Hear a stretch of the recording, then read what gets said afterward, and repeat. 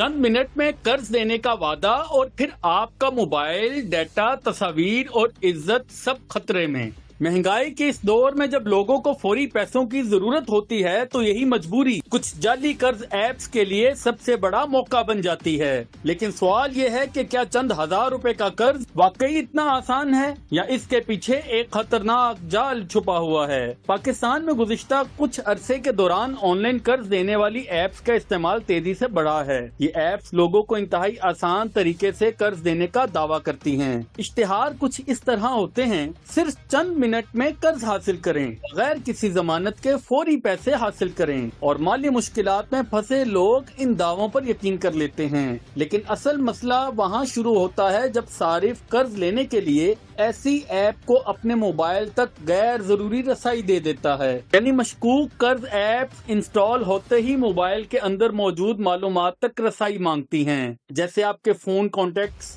तस्वीर, फाइल्स और दीगर जाती मालूमात। लोग बगैर सोचे समझे इजाजत दे देते हैं, लेकिन उन्हें अंदाजा नहीं होता कि यही मालूमात बाद में उनके लिए बड़ी परेशानी बन सकती हैं। कई केसेस में शिकायत सामने आती रही कि कर्ज वापस करने में ताखीर या किसी मसले की सूरत में लोगों को दबाव का सामना करना पड़ता है। खास फराडी अनासिर सारिफीन को धमकियां देते हैं, इनके रिश्तेदारों और दोस्तों से राब्ता करने की कोशिश करते हैं और बदनाम करने का खौफ पैदा करते हैं। यानी चंद हजार रुपए के कर्ज के लिए लोग अपनी निजी मालूमात और ज़हनी सुकून खतरे में डाल देते हैं। लेकिन यहाँ सवाल ये है कि आखिर पहचान कैसे की जाए कि कौन सी कर्ज ऐप महफूज है और कौन सी खतरनाक। सबसे पहली बात, हर कर्ज देने वाली ऐप कानूनी नहीं होती।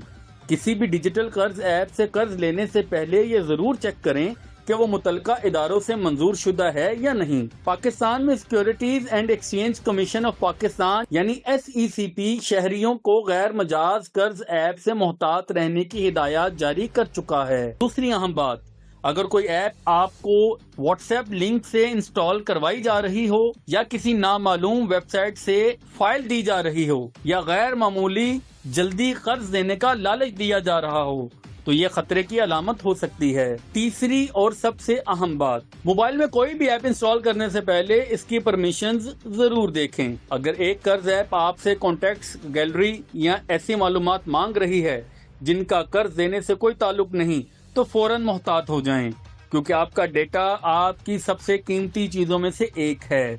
आपके डिजिटल दौर में फ्रॉड सिर्फ पैसे चुराने तक महदूद नहीं रहा, बल्कि आप लोगों की शनाख्त, जाती मालूमात और इज्जत को भी निशाना बनाया जा रहा है। याद रखें, कर्ज जरूरत के वक्त मदद बन सकता है, लेकिन गलत जगह से लिया गया कर्ज एक बड़ी मुश्किल में तब्दील हो सकता है। कर्ज लेने से पहले सिर्फ ये ना देखें कि पैसे कितनी जल्दी मिल रहे हैं, ये भी देखें कि कहीं इसके बदले आप अपनी जाती मालूमात तो नहीं दे रहे। आपके ख्याल में ऐसी कर्ज ऐप्स के खिलाफ सख्त कार्रवाई होनी चाहिए या नहीं?